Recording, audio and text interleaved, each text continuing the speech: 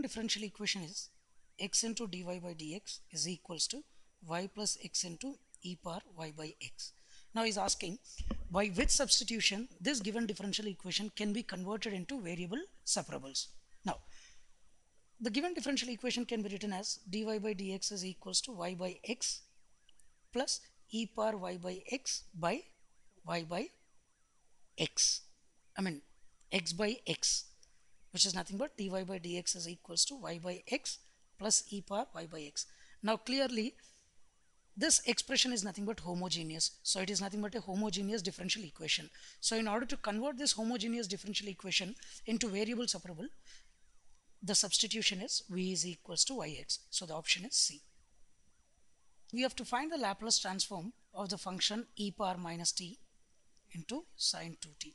Now we know that Laplace transform of e power minus at into sine omega t is nothing but omega by s plus a whole square plus omega square. Laplace transform of e power minus t into sine 2t. Now clearly the value of a is 1 and the value of omega is 2. Just substitute 2 by s plus 1 whole square plus 2 square, which is nothing but 2 by s square plus 2s plus 5. Option A is the correct answer. In the direction in which the function x square plus xy plus y square increases most rapidly at a point minus 1 comma 1. So in order to find the function, we have to find the value of delta f at minus 1 comma 1. So delta f is nothing but 2xy into I plus x plus 2y. You will obtain this after differentiating and simplification. So delta f at minus 1 comma 1 will be nothing but minus I plus j if I substitute x as minus 1 and y as 1. So the answer is option B. It is given that A is a square matrix and is asking when does A satisfies the condition adjoint of adjoint A is equals to A. Now we know that adjoint of adjoint A is nothing but det A power n minus 2 into A. So this det A power n minus 2 into A will be equal to A if mod A is equals to 1 or the order is 2. So the answer is option D. To find the value of the limit sin x by x if x is tending to infinity. Now as x is tending to infinity, we know that 1 by x tends to 0. Hence sin x by x also tends to 0. That is option C. When a body is subjected to axial loading as sigma x is equal to p by a, sigma y is equal to 0 and tau xy is equal to 0, then the maximum shear stress is. Here the options are p by a, p by 2a, 2p by a and d is 0. Here coming to the solution, here the axial stress acting in x direction is equal to p by a and the axial stress acting in the y direction is equal to 0. That means here the principal stress is equal to p by a and the minimum principal stress is 0. So the maximum shear stress is equal to half of the difference between sigma 1 and sigma 2, which is equal to sigma 1 by 2. And here sigma 1 is given by p by a and is equal to p by 2a. So here the right answer is p by 2a and in the option the correct option is B. B is the right answer. Which of the following statement is true? Here the options are efficiency of a riveted joint is the ratio of tearing resistance and strength of unriveted plate. And the option B is efficiency of riveted joint is the ratio of shearing resistance of rivets and strength of unriveted plate. And the option C is efficiency of riveted joint is the ratio of crushing resistance of rivets and strength of unriveted plate. And the option D is efficiency of a riveted joint is the ratio of minimum of tearing resistance, shearing resistance and strength of unriveted plate. So here the right answer is D, because the efficiency is defined as the ratio of the minimum of these three resistances like tearing, shearing and which is the ratio to strength of unriveted plate. So here the right answer is D. D is the right answer.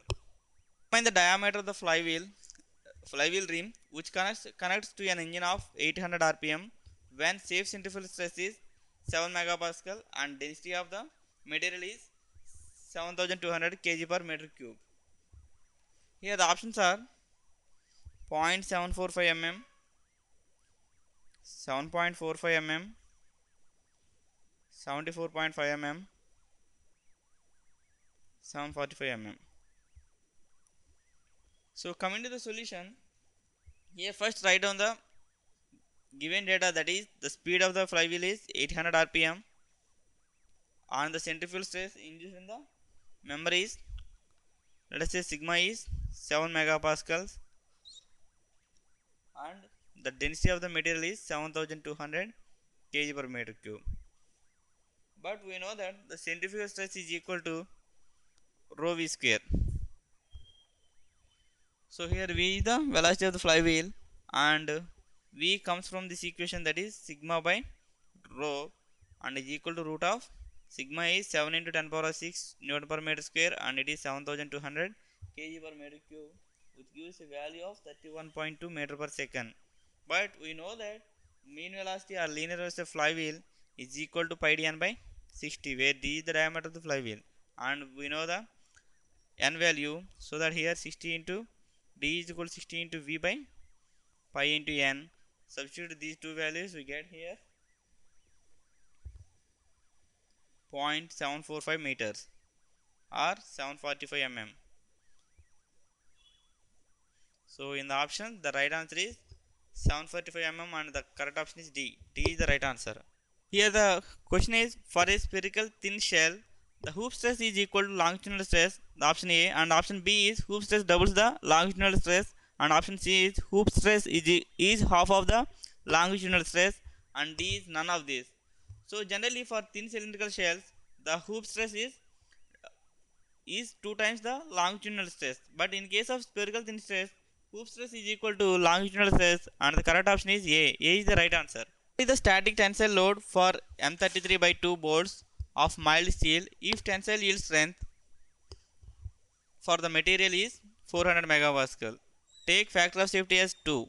Here the options are 120.69, 122.22, 133.33 and 148.5 kilonewtons. Here coming to the solution, the tensile yield strength for the material is given by 400 megapascal. By considering the factor of safety, the tensile strength of the material is equal to sigma y by factor of safety and is equal to 400 by 2.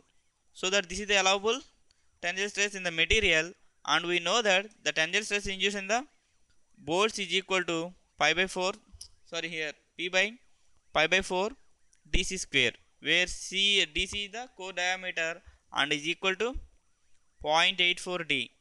But we'll have to know the diameter of the bolt, that is the given diameter is m33 by 2. That means here in this m33 by 2, 33 indicates the diameter of the bolt, so that means d is equal to 33, so that 0.84 into 33, this 33 is nothing but nominal diameter and is equal to 27.72 mm. Now here from this equation, p is equal to sigma t into pi by 4 dc square and is equal to 200 into pi by 4 27.72 square, which is equal to a value of 120.69 kilonewton. So this is the static tensile load for a given bolt. So in the option, the correct option is A. A is the right answer.